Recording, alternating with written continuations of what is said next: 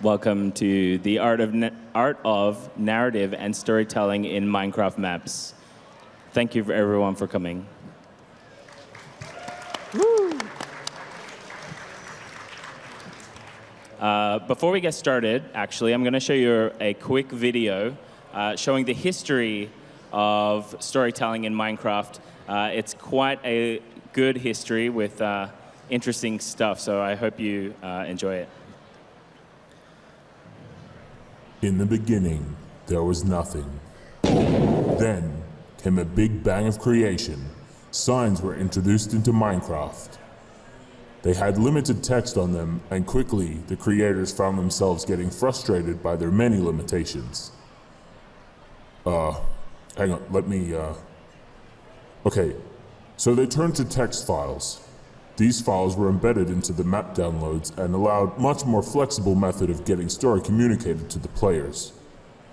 But it took players out of the experience, and in the end, it was decided that simpler is better, and text files were scrapped. Oh, what's this? Okay, I'll click this. Full voiceovers using YouTube videos were also experimented with, although they were inconvenient for players who had to tab out of the map, like with the text files, but then also stare at a boring YouTube video, waiting for it to end. So map makers went back to signs. There were some neat tricks used like texture packs and dialogue that used complex redstone mechanisms and falling sand. This brought the static NPCs to life. I am the Grinch, and you can bring me your toys. You know, the ones for little girls and boys. If you don't, I'll keep you cold here in the snow. You'll never be able to finish your video.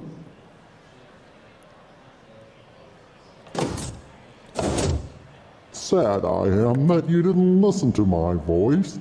This video will indeed continue, regardless of your choice. Other experiments were used like this image-to-map technology. Writable books were also added. This allowed a lot of text to be communicated to the players, but they were really used for torn diaries and the like. It didn't make much sense to use them for character dialogue. That all changed with command blocks. Command blocks allow you to push dialogue through the chat window. Cool titles were introduced. And with a custom resource pack, full voice acting. Hi, CDF. Hello there. But not just that. You can now bring your characters to life. The technology for telling a good story in Minecraft is here. And it's ready for you right now. All you need to do is write one.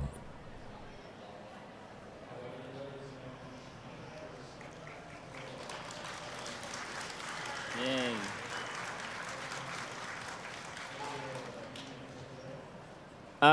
So I'm Jiggerbov. I made that video there, and you'll see some of the maps that I've made.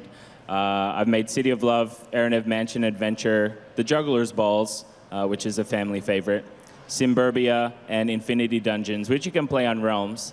20 maps published, over 2 book publications, and 10 million downloads. I've written a lot of stories and made a lot of people happy, and I'm very happy to be talking here today. All right, greetings. Ron Smalek here. Been doing Minecraft maps since 2011 with these guys and solo. I've put out some stories that we're going to talk about today. Grinchmas, for one, has a very unique storyline. One of my newest maps, Wendy, has an interesting twist in it. I have also spent a lot of time trying to draw things from the community through the 60-minute map contests, through my Vanilla Challenge contests, and trying to get stories out of you, the audience. So look forward to sharing what I know today with you. And hello, everyone. My name is CDF Deman, and I don't actually sound like that. So I've made 7 largely published maps at this point through the Exponential Experiences series that told a story throughout all of them. I do 60-minute map challenges. I'm on the Voxabox build team, which we build maps for many popular YouTubers that you've seen do videos. I do tutorials on my channel about telling you how to make cool map experiences. And I make light shows, because light shows.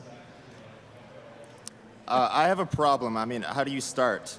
How do you start to tell people about storytelling in Minecraft? How do we tell people that we do this literally every day? We have talks like this literally every day, and we've been doing this for the last 3 years. Do you tell them that Jiggerbov created a dating sim 3 years ago in Minecraft that was beloved? Do you tell them that Ron has looked at over 2,000 maps?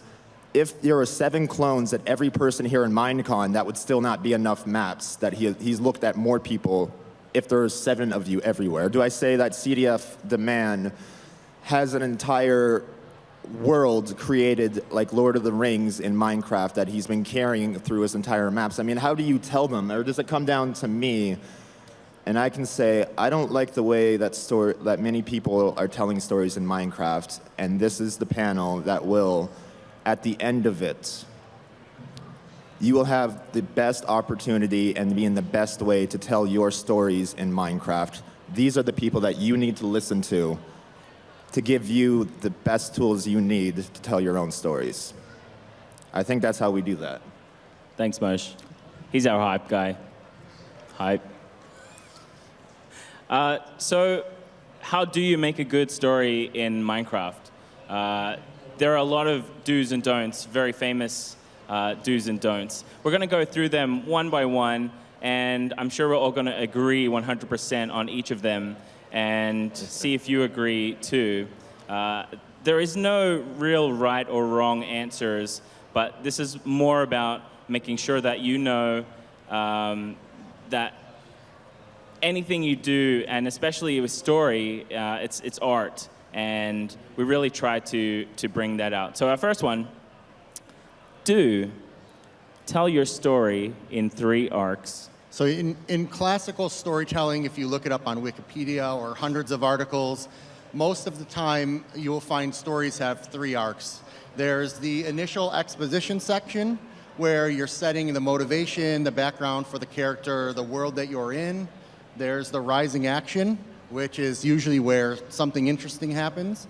And then there's the climax of the story. You guys may have heard these terms before, but when you're designing Minecraft maps, this is one of the first things that I think about is, okay, what are the major 3 portions of my story, and how am I going to get the player through all 3 of them and make it interesting? I think the climax is my favorite part. There's a lot of action usually.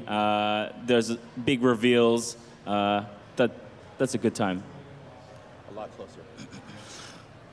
So you guys do the same 3 arcs? Yeah, so I try to stick to that 3 arc. There are other storytelling structures out there. There's a very famous Joseph Campbell's A Hero's Journey, which has multiple steps, like a call to action for our hero, and then he goes on this big epic quest and then comes back. That's a more detailed storytelling structure that you can follow. But you definitely want to keep it simple. You want to tell one story in your map so that viewers and players can understand what's going on. And a 3-act structure, much like the Greek tragedies and plays, will help you do that. And I will say, City of Love doesn't have 3 acts. So I don't entirely agree with this very first slide. But I would say it does, because when you first meet the character, you learn about the diary, the apartment, what your quest is, right? And then all the different people you try to date throughout the city, that's your sort of middle act where you're trying to figure out who you fall in love with, culminating in the final climax at or after the wedding scene. And the important part about this is that the 3-act structure allows you to do a full circle. You introduce the initial premise, you draw the player away from their objective, and then you bring it right back around, so where they started is where they always wanted to be, quote unquote. Or they return to their hero's journey. Absolutely. Aim for 20-minute story segments. Most people here know a YouTuber, and I ask you, how long is a typical Minecraft YouTube video? Anyone? 20 minutes. I think it's 20 minutes. Yeah, it's 20 minutes. And incidentally, this is another one I sort of agree with, but definitely 20 minutes is a good length. of time. Anything longer, you start to disengage the player, and 20 minutes is good. Yeah, one thing you'll know as a map maker is you cannot predict what the player is going to do or how long it's going to take. If you're playing a puzzle map, you might think it's a very easy puzzle. The player's going to look at that. It might take them an hour. It might take them 5 minutes. But when you're designing your story, just think about it in terms of how much information you think you can get across in about 20 minutes, and then have your outline sort of geared towards that. There's no perfect timing of a map, but this is just one of the things that we've learned over 5 years to kind of help the pacing. I think I made a map, and it was 10 minutes long. I gave it to Ron. A great way to think about this is to look at what television is doing. Television has naturally merged into about 22-minute episodes with chances for breaks. Those breaks will generally happen 3 times. If you notice, that follows the 3-act structure. And now there's shows that do 11-minute runs that always leave you wanting more. Absolutely. And with the 20-minute segment, it really helps cut back on your scope of your map. If you try to aim for that 20 minutes, it allows you to create a map and a story that is manageable, right? You don't want to do a 8-hour epic-long adventure for your first map or your second map, because that's really hard. 20 minutes, although, does not mean a short map. You can tell a lot of different story, and you can tell across multiple settings and have the player go through those within a 20-minute segment. So the scale can change, but you definitely want to keep it manageable, because ultimately you want the map to be released and played by millions of people. Prioritize gameplay. But I thought this was about story. So gameplay is really important, right? We are seeing a lot of games come out that you can walk through and not really do anything, right? But then that's a passive experience for the player if you really think about it. Gameplay, in essence, is having the player make choices within the environment that affect what's going on. And that's important. Absolutely. So wait, should you have a story in a map? Like, if gameplay is important and we're saying prioritize it, like in a parkour map, what good is a story in a parkour map? Well, I think obviously that'll help you understand what you're jumping towards or climbing towards is the overarching story and goal. So even though you may want to have your parkour be sort of what your map is known for, giving the person a reason to be there is a pretty powerful tool. Well, I'll say this. If someone tells a great story in a parkour map, that is going to stand out, because there are hundreds of thousands of parkour maps in flat worlds that you're jumping between blocks. And personally, that's not interesting. But if you were telling me that you created a parkour experience where you're jumping through a city running from the cops or running from Godzilla, or you're climbing the mountain to reach the epic pillar up top, the beam of light, that's the sort of stuff that we want to see in maps. Give a reason for what the player is doing. Don't just jump between blocks. Absolutely. So it can definitely enhance it then. The gameplay is the core important part of it, and your story should cater to the gameplay. Yeah, I would say when you walk away from a map, do you remember the whole story, or do you remember that one moment where you had that interesting challenge that you had to get past? I remember the challenge I had to get past. Why though? Why do I want that more than anything else? Well, that's what'll stick with you.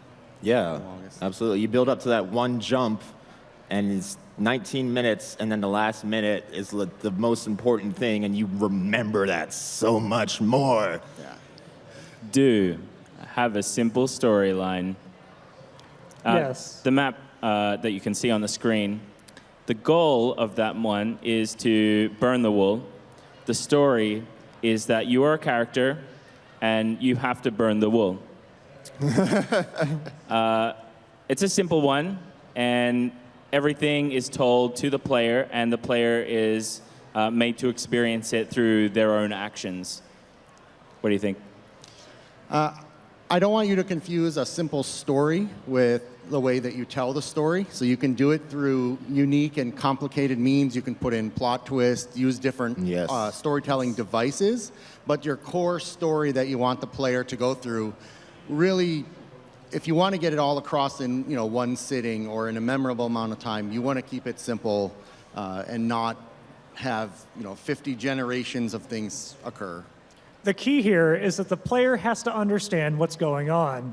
Because if you don't understand what's going on, you've completely killed your story off, right? If the player's like, oh, why did this happen? Or why did this happen? Like, I don't know, I'm just moving forward. So it's very important that the story concept is simple enough and conveyed well enough that people can grasp it for the entire map. Write about what you know. Ron? I don't know anything about I can speak this on one. this. Yeah. The important part of writing what you know is that everyone knows what parkour is. Everyone understands that you make an adventure map, go find the diamond core. You want to bring something new to the table. You want to bring who you are and what you've experienced in your life to the game so you can share your story, your experience in that way. You try to do that instead of saying, I want to copy that game. Because then you introduce something new and something real that people will connect with. Oh, we're going to talk about inspiration pretty soon.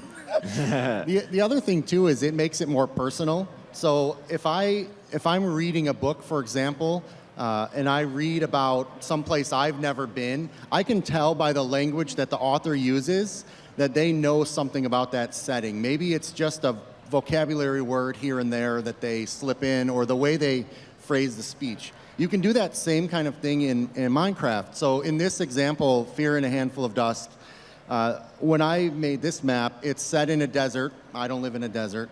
What? I don't live in a desert. Chicago's not a desert. So it doesn't have anything, from my life per se in it. However, in the back of my mind, I wanted to kind of emulate some of the things in my favorite Stephen King books, the Dark Tower series.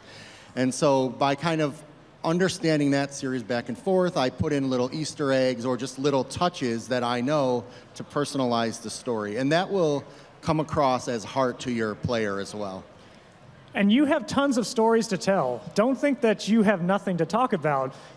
What about the time you came home and you wanted some ice cream and there was no ice cream in the freezer? And then you talked to your parents about it and it was like, oh no, sorry, honey. And then, okay, well maybe your character in your map sneaks out and goes on this big epic quest to quench the thirst of ice cream, right? Like, you have stories in your everyday life, conflicts that you can play on and that you understand. Hey, maybe there's that cute person over there that you would want to go talk to, but you're shy, but you know that they like something. Which one are you talking about? I don't know. I wasn't being specific. The people over there. Yeah, those people waving. Oh, okay. Hi. So yeah, you have stories to tell. Think about it. Really think about what kind of conflicts you have in your life. And conflict is going to be that main source of interesting stories that you can put into Minecraft. It's doable. Raise the stakes with conflict. Perfect timing. So this is just put a boss battle in your map, right, Jake? Yeah, just put a boss battle. Done. No, please don't do that. Please, No. stop. What else is there? I don't understand. No, Jake, you can't just put a boss battle in a map that does nothing. Like, it has to have a purpose. So like a lot of mobs. Yeah, okay, so you love mobs, right? But what's the conflict? Why are you taking on this huge epic being? What are you trying to gain by that? Did they steal your horse, Jig? So Why what do you you're care if saying you win? is conflict does not equal combat. Very good. So like dating could be conflict? Dating is very conflictious. Dating is hard. It is. It's scary. So in that example, City of Love, the conflict is you're trying to kind of work through a dialogue tree and not offend the other player, or maybe you are trying to offend the NPC. Well, it depends on the character who you're trying to, approach. Who knows? So do you have other examples of conflict that's not combat? Oh, absolutely. What's a good map that has conflict in it that is not combat? Maybe like a map where somebody's trying to find a job and earn bucks to then build their next city. Where did the mayor go? Who took the mayor? That's the story from Muckluck Lodge. No one knows where the mayor went. and they're kind of okay about it. But you find out the mayor and ski-free Yeti took off to Vegas. I didn't even realize that. Oh yeah, because on the sign it's like there's no mayor. Yeah. Good conflict. That's a conflict. Everyone was wondering where the mayor went, and that started building up slowly as you met people more and met the different characters. They all had a unifying feature. Well, they had their own personality. The idea was, where's the mayor? I don't care where the mayor is. You know what? I kind of like the mayor. I kind of wish he was back. I don't like the mayor at all. I'm glad he's gone.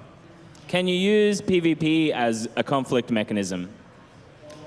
I think PvP, I think any kind of fighting in the game is a game mechanic, and conflict is more about the story, right? So, like, the conflict is these people are invading our lands, and it's affecting me and my family, so we need to drive them off. Or I'm a villager living in the village, and every night these zombies come and try to break down my door. And I've got my baby little villager, I've got my son, I've got my wife, and I need to protect them from these invading forces. So I'm going to go out with my sword in hand and fight them off. Right? Sure. That's a good one. I like that map. I would play that. Working on it. Make that map. Incorporate modern map making techniques. You can see on this slide a little GIF of an NPC that Unaware was working on.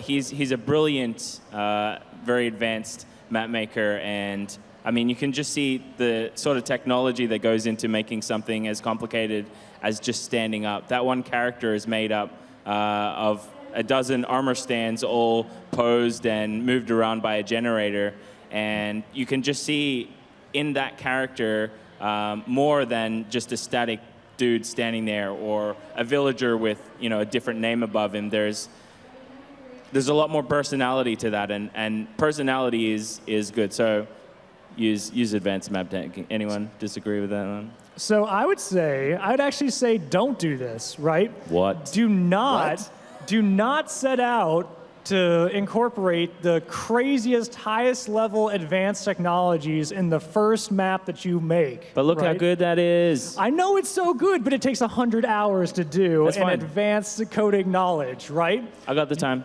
This is definitely something that if you're interested in, you should definitely do, right? Like, you should reach out to people in the community and try to understand how to accomplish. But for your first map, do not try to do insane NPCs that are custom modeled and animated out.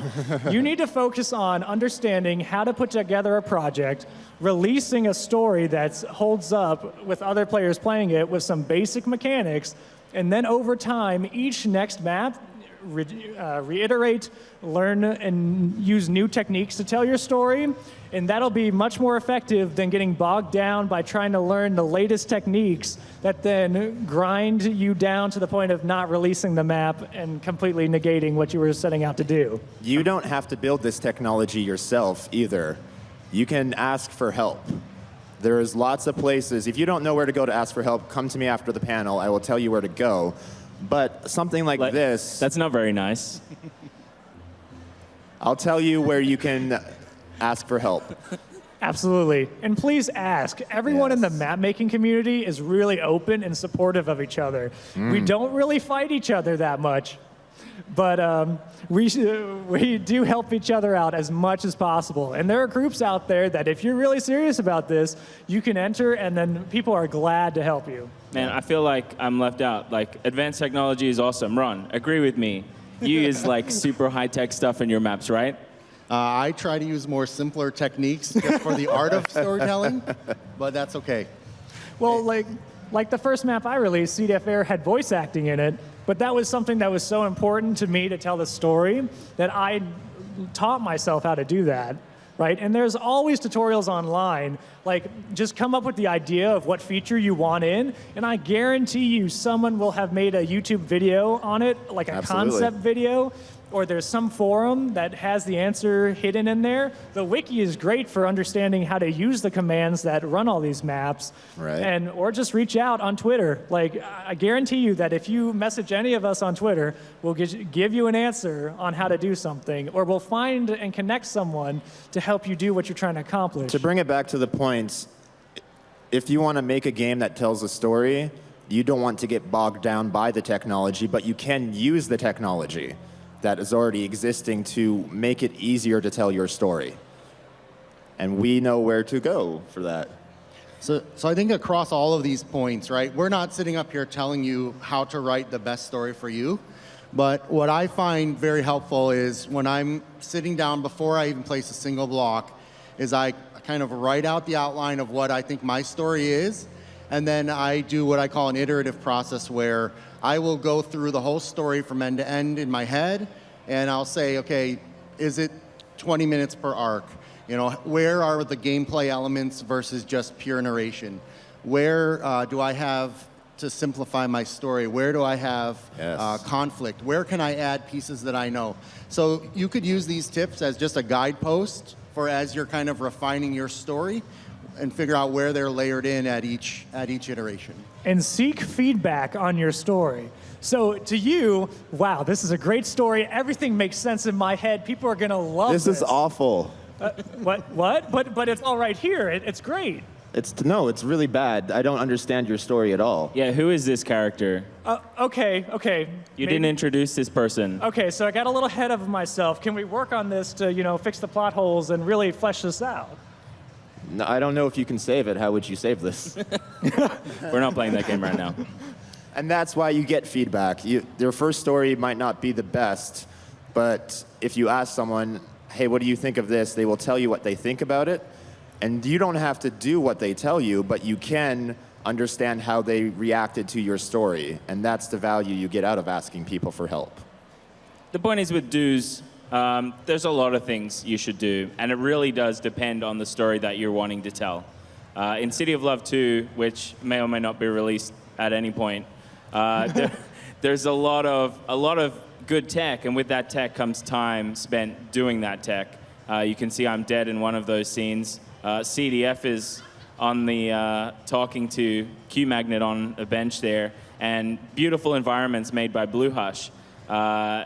It's been over a year in development already, and the characters, the conversations with some of the characters are really good, but yeah, I gotta make that thing. But Jig, you have to release this map because, like, honestly, if you start on something, guys, you should try everything you can to release it. The end goal is to release the map. But my computer is broken. No, like. My computer is broken. It's literally broken. Yeah. That makes it difficult. It is okay to put down something that you're not having fun with. You can pick it up later. That's true. Yeah, if you, particularly if you, the Minecraft map maker, are not feeling it, it's probably not the right time to work on your map. Put it down for later. Looks like everyone's disagreeing with this. That's okay. I completely disagree with that. That's okay. Yeah. Yeah. Thank you. Don't dictate difficulty by story. That's awesome. I don't know. That's all I got for that one. Difficulty by story is you have, in an interactive game, you do yourself a disservice by having a very complicated story because it will not be as impactful as something that you can easily communicate to the player in multiple ways. So the difficulty should not come from the story, it should come from the gameplay. Yeah, there's kind of two sides to this that I can think of, and as each of these points are coming up, right, I'm thinking about maps I've reviewed. So sometimes I've seen people that want to tell a story where the hero is going to win no matter what, and so they try to make it too easy for the player, and they give them some item that is unbeatable. But then they feel really powerful, right? You may at a moment, but it won't be very long until you feel like, okay, this is not worth my time. All right. But okay, so they feel really powerful, but they're like One Punch Man, right? Hack Which and is an slash, amazing just like, anime. You know, what's more interesting is to have their power grow over time. Yeah. Progression. You're talking about progression. Yes. Yeah, you don't want to make it too hard either. Just because the story says it's a very difficult cave, you don't want to put 1,000 mob spawners in there that will instantly kill your players so they can never get through the end of the cave. I think the best example of difficulty by story is Herobrine's Mansion 1 and 2, actually. 2 did it really well. You feel very powerful in Herobrine's Mansion 2, made by Hypixel. And when you're fighting through those bosses, what a lot of people don't realize, a lot of those are scripted events. You can only ever do damage to the boss at the very last stage of the event, and they go down very quickly. The whole lead up to that fighting is you don't actually do any damage, but it feels like you feel powerful, and you feel like this is really difficult, and you feel like by the end of that battle that you were super heroic and did so great. When the story wanted you to feel that, and really you could have stood in the corner and done nothing until the final hit. Don't think about your target audience too hard. What? What does that mean? Well, think about the story that you want to tell, and tell that story from the perspective of your characters. This is a prostitute. Didn't think I was going to say that on stage. And when I wrote the dialogue for her, it was very difficult because, I mean, I'm not one, and I had to try to get in the headspace of that character. Writing a character like that, you have to make sure that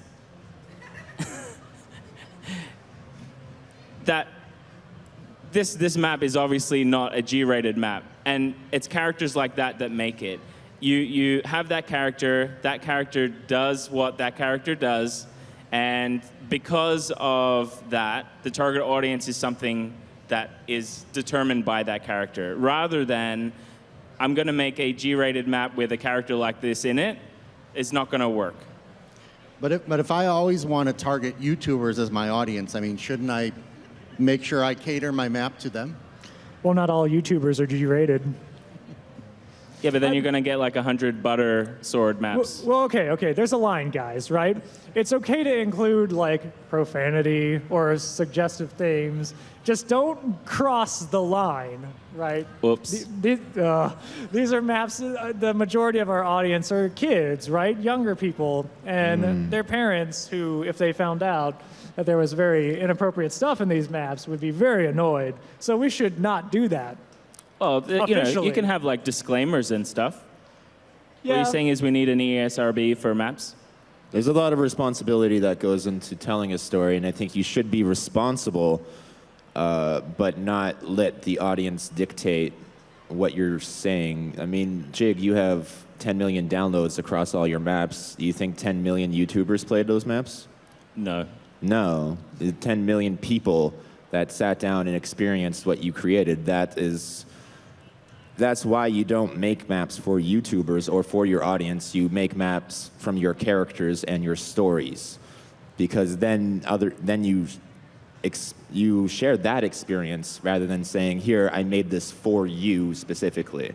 Absolutely, and I will just say that City of Love 2, City of Love 1 and 2, they're both clean maps. Anyone can play them. There's not actually anything really bad that goes on. So my target audience, when I make a map, I don't look at demographics and think, okay, males between the age of 15 and 21 is going to love this map. No, what I strive to do is to tell a good story that a storyteller or a reader or a movie fan or anyone who loves a good story will go through the map and really enjoy themselves. Right? They'll get immersed in the experience, lose themselves in the fact that this isn't a Minecraft map anymore.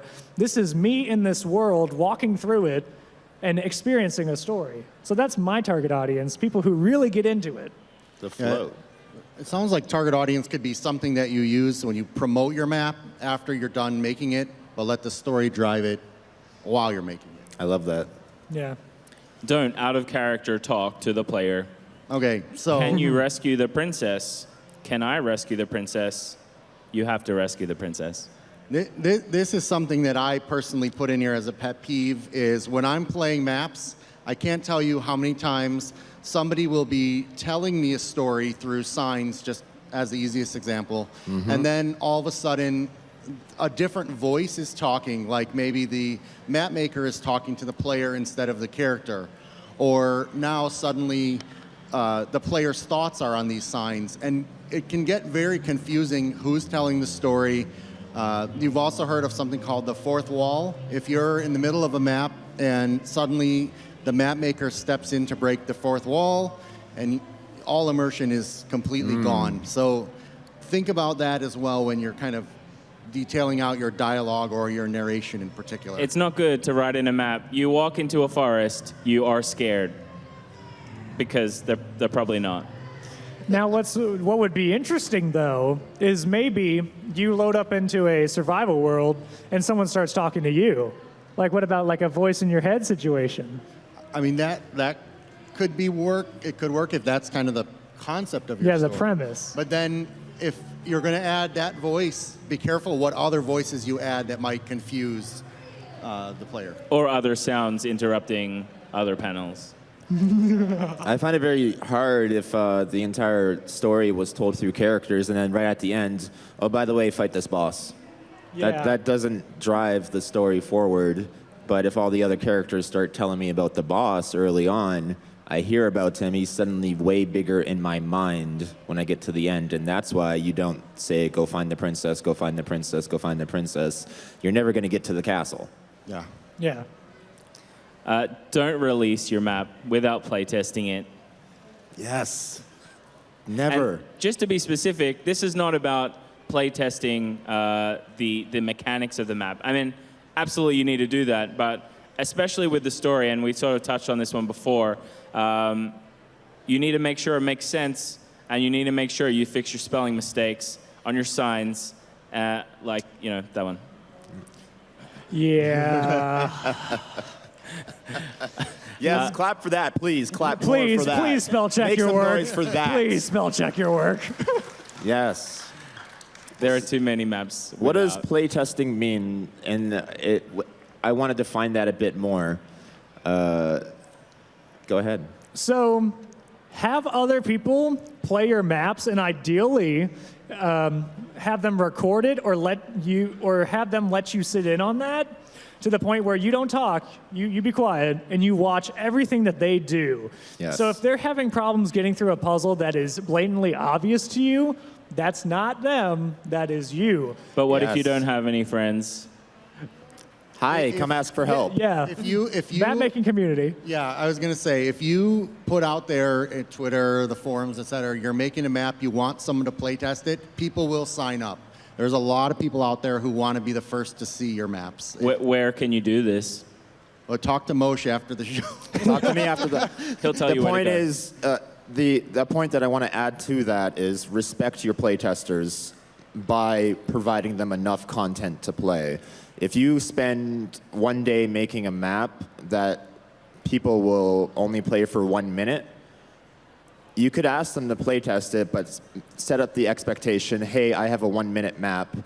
Can you just test this for me? I'm looking to see how people will react to it. And They'll probably say that's it's how you short. respect your playtesters. Sorry? They'll probably say it's short. Sure. Hopefully there's more feedback than that. Absolutely. So one thing I like to do as well is if I have the luxury of having someone play my map and record it, I will sometimes play the recording and not watch the screen, like have my eyes closed, or just not watch the recording, but listen to the player and hearing what they react to, as opposed to getting distracted by what's on the screen. This is another tool you can put in your toolbox. There's a lot of techniques to. I just got that.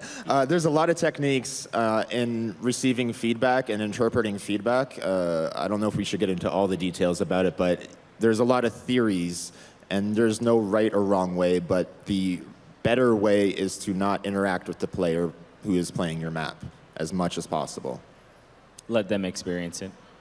Oh, wow, what happened there? Don't tell your story, let the player experience it. Hey, I did it. I made a prediction. Yeah. Have you guys ever played a map where the first thing that happens is you're handed a book in the game, and it's like a 50-page book with the background of the world, and your character's just... I like to read. Yeah, but you're just staring at a static screen, right? Remember, this is a first-person experience. So the more the player can drive the story and see things happen and maybe get some dialogue, passing by them, as opposed to stopping to listen to you. But you don't have to read the book. You just like skip through a couple pages, then close it and ignore everything it said, right? And that's the worst thing that could ever happen as a storyteller, right? Like, the player just said that your story isn't important. I'm just going to go through this map, right? And they miss the whole point. And then they're confused later on because, I don't know what happened.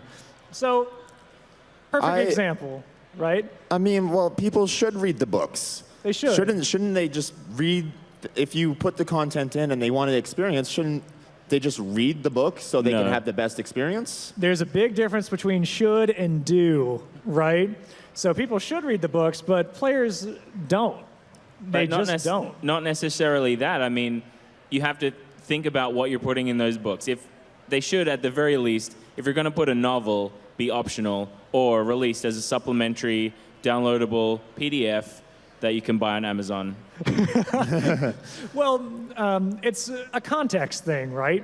So to have world events happen in a book, it doesn't make much sense to me. But to have like Jigger Bob's private diary in the book on the bookshelf behind his bed with all his scandalous secrets, that makes sense. And that sounds It's interesting. gonna be sizzling. Oh, yeah. So the difference between don't tell your story and let the player experience it, there's a big difference in saying the town was attacked, and then you're walking through the town, and then boom, over there, TNT goes off. You hear the cries of the attackers run what in. is happening? Oh and my you're like, what is God. going on? Oh, The rest of the people in the village are running around screaming their heads off. Things are on fire. Where's my laptop? You know? But like the player is there in that experience now, right? Like they are in the story. They are experiencing Yes. it instead of just like, the town was attacked. Oh, that's nice. Press button to attack town. Yeah, I think a really simple example, too, is if you have a written book, let's say it's somebody's diary, you can choose that the first page says, as this player rushed out of the room, they dropped their diary, right? Or you can actually have an NPC leave the room and then spawn the diary there so the player experiences that instead of reading about it. Yeah, Absolutely. actually seeing it. But that would require some technology. That's Yeah. fine. Is that all right? Yes. Yeah. Okay, Absolutely do that because it helps you tell your story. If you say there's a book behind the bed and it's a secret rather than player discovering it, why don't you just write a book instead? That maybe is that the bet is or do you want to make a game or do you want to make a story? And what you're really saying is the story is the game. The game is the story. They are not separate in any way, shape, or form. It's all about using your mediums. Don't assume anything. So This is an annoying donkey right in front of the text. this one, I can give some good examples where you will be playing a map, and in the map maker's mind, they have a story or a background. So, for example, I played a really awesome map. It was based on Back to the Future by CSA BUSA. But unless you actually watch the movie, it's really hard to understand what's happening because they just tell you to go from place to place, but they don't give you the story. Contrary-wise, for myself, when I created the Wonderland map a long time ago, I thought that everyone who plays Minecraft knows what Alice in Wonderland is and what the story is. And the first 5 LPs I watched on YouTube, they're like, I'm not familiar with Alice in Wonderland, but I'm going to play this map. And I'm just like, whoa, that's really bad. I totally assumed that everyone had that context. You have to assume that people know nothing about the game, about your story, and then you have to put that all in the map in an easy to understand and easy to pick up way. So even if it was some obscure crafting recipe that any pro Minecrafter would know, right? if you're not a pro Minecrafter and you're playing this for the first time, or you're coming from console edition and where they don't have this item, you need to put it in the map in a nice subtle way that works, so that it doesn't break your whole experience. Like giving a player all of the ingredients for a powered minecart track and expecting them to know what it is without having ever built one before. So yeah, that's a super comprehensive list of things that we all agree on. Absolutely. 100%. Storytelling is a very dynamic sort of experience, and if you have any questions, put your hand 15. up. Moshe is going to come down onto the floor and come to you, and you can ask any questions that you may have. There's We've one on got the left, 15 there's one on the right, minutes. there's a whole bunch. All right, we have a question over here. Hello, you mentioned release. Gentlemen, Hello. you mentioned Greetings. release these maps, and where do you release these maps? That is, where do you publish them, and how might I go about finding one to play, having never done so? I think the best place where you can get them is www.jiggerbov.net. I would not actually check him out, but the best place for an independent map maker to release their maps without a huge following or a big channel is minecraftmaps.com, I would say, as well as the forums and Twitter and all those places. Yeah, I think MinecraftMaps.com is a great place. They do have a curation system, so they don't put every map out there that they receive. But you can either host it on your own website, like some people do, or you can just put it on MediaFire and then put the links to it on places like Planet Minecraft or the forums. And that's where people, those probably 3 places are the top places people go. Sorry. We have another question over here, but we have a wonderful costume. Can we get a little spin on that? Nice. Oh, very that's nice. Amazing. Give it up for her. That's a great costume. All right, please ask, what is your question? You've been mostly talking about like how you come up with stories, but do you build the actual builds yourself? So I'll take that one. So it depends, right? You can reach out for help from your friends. You can build them yourself using some of the tools available like MC Edit or Voxel Sniper. You can do it by hand in creative, or you can get a build team to do it if you know people. There's all kinds of ways to get the physical environment. Yeah, I typically build everything by hand because I kind of know exactly how I want it to look. But I have done a couple recent collaborations where I told folks on my realm to just go in this plot area and build me a city. And it was a lot of fun to watch them play off of each other with different ideas and add, simple things like storefront names became very much more personalized when I had a build team doing it. Yeah, I think there's a bunch of different ways you can do that. Either by getting friends or just building it yourself, and asking your friends, or even post on Minecraft forums or whatever and say, hey, I want to build this thing. This is my vision. Can you help me with that? We have another question over here. Here you go. So what kind of mods and plugins do you use to tell a story with NPCs? Like, the voice acting stuff and, armor stands and stop motion stuff that you saw, like the GIF of the guy standing up. What kind of plugins and mods do you use? So the best part is these days you don't need to use any mods or plugins to make stuff like that. Everything that you've seen so far is all vanilla using command blocks. People like Redstone Scientist, and we're going to see something of his in a minute, has a lot of generators. So he actually has a cinematic creator where you put in some signs, run some commands, and plug the coordinates into his website, and it creates a whole thing for you, and it's all in game. Resource packs. Yeah, be careful. I can hear everything you're saying, by the way, Moshe. Yeah, the mic is really good. Anyway, so resource packs have the ability to do custom models now as well. And there are many tutorials that you can find online that help you with all of that stuff. And it's all vanilla. You don't need mods or plugins. And I find if you use mods or plugins, that it really limits the audience, because then there's another hoop that they have to jump through to play these maps. We have a question from Jonathan. Since I've tried to making maps before, I noticed you have to use a lot of commands, and you also have to make the good story. What would you say you have is harder, and what you have to do more, the story or the commands? I mean, I would say the commands. So for me personally, I like making maps without a lot of command blocks, just to see what I can get across in the story. I have a series, we're on the third series of vanilla challenge maps, where in fact you have to make the map entirely in survival mode, not even in creative mode. So to me, I think coming up with the story is a lot easier than figuring out all these crazy commands and how they work. It really depends on the complexity of the story and how much automation you can use to create the back end behind it. Got another question? We have a question from James. Hey, James. So, how much code does go into like all of this individually, every single part?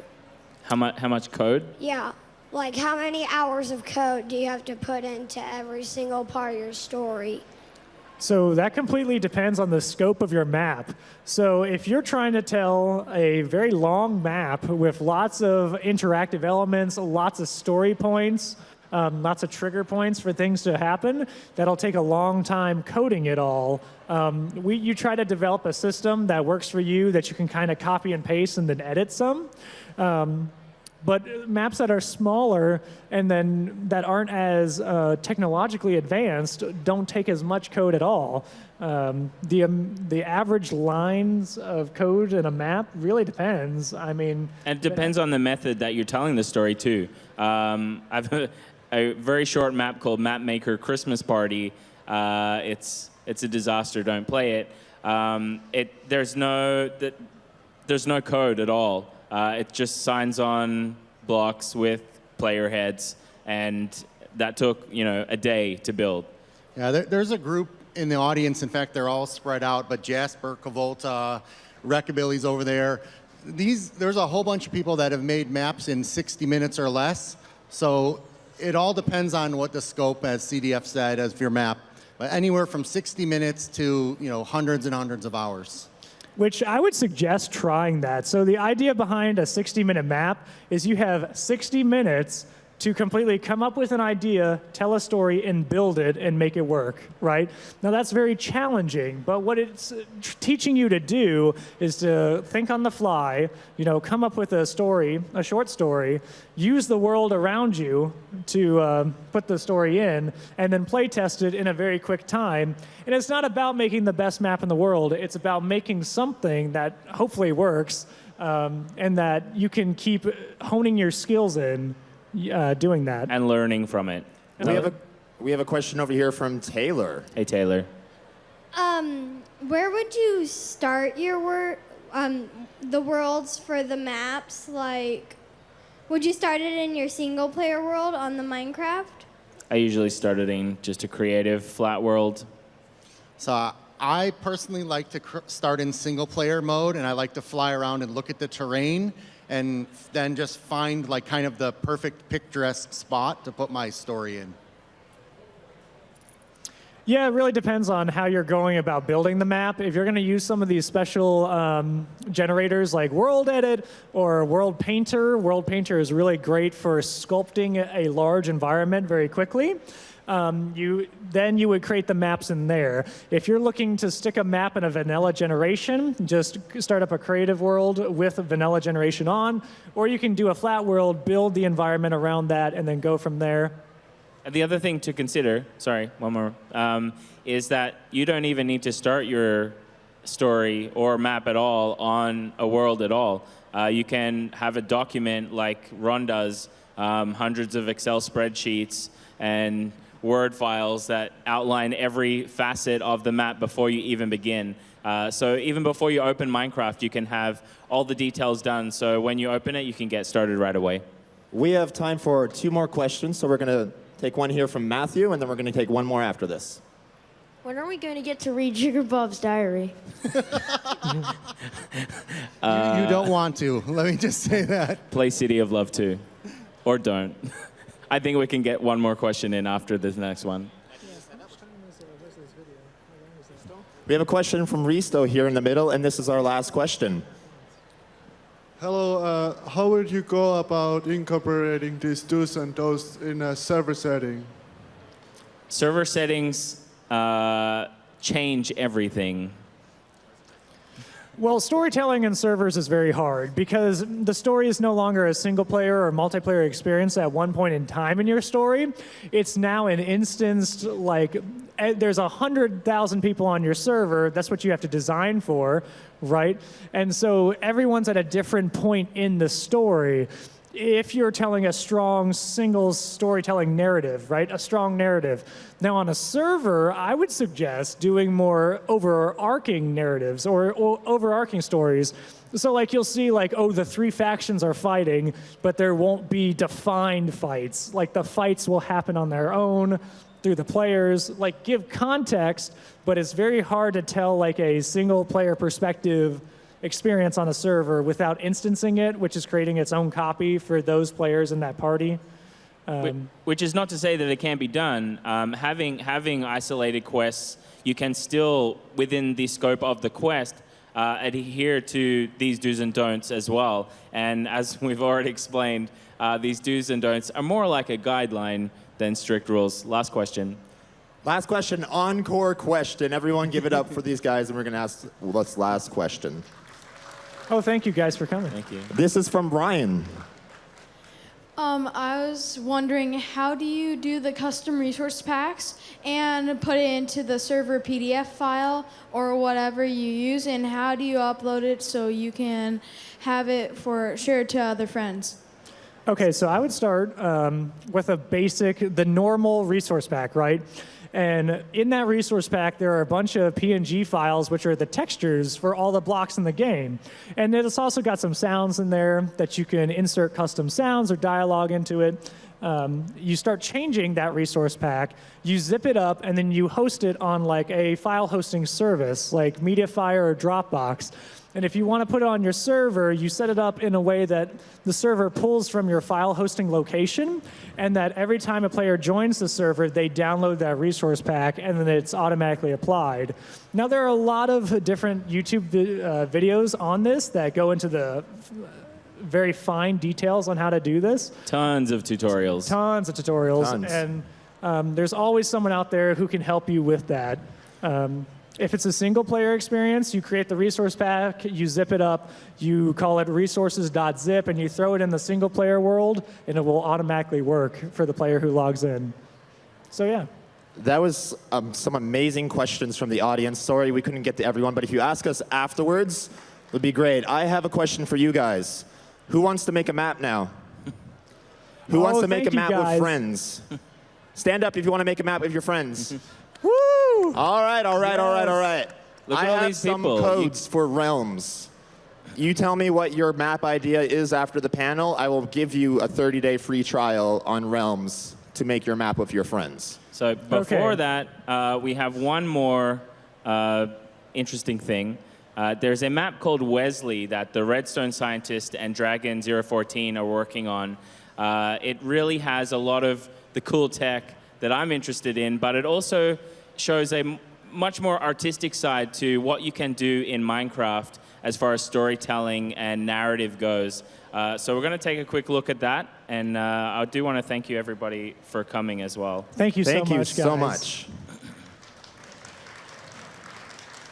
1 hen, 2 ducks, 3 squawking geese, 4 limerick oysters, 5 corpulent porpoises, 6 pairs of Don Lavor's tweezers, 7,000 Macedonians in full battle array. For fools, or watch the things you gave your life to broken, and stoop and build them up with worn-out tools. If you can make one heap of all your winnings and risk it on one turn of pitch and toss and lose and start again at your beginnings and never breathe a word about your loss, If you can force your heart and nerve and sinew to serve your turn long after they are gone, and so hold on when there's nothing in you except the will which says to them, hold on. If you can talk with crowds and keep your virtue, or walk with kings, nor lose the common touch, if neither foes nor loving friends can hurt you, if all men count with you, but none too much, if you can fill the unforgiving minute with 60 seconds worth of distance run, yours is the earth and everything that's in it. And, which is more, you'll be a man, my son.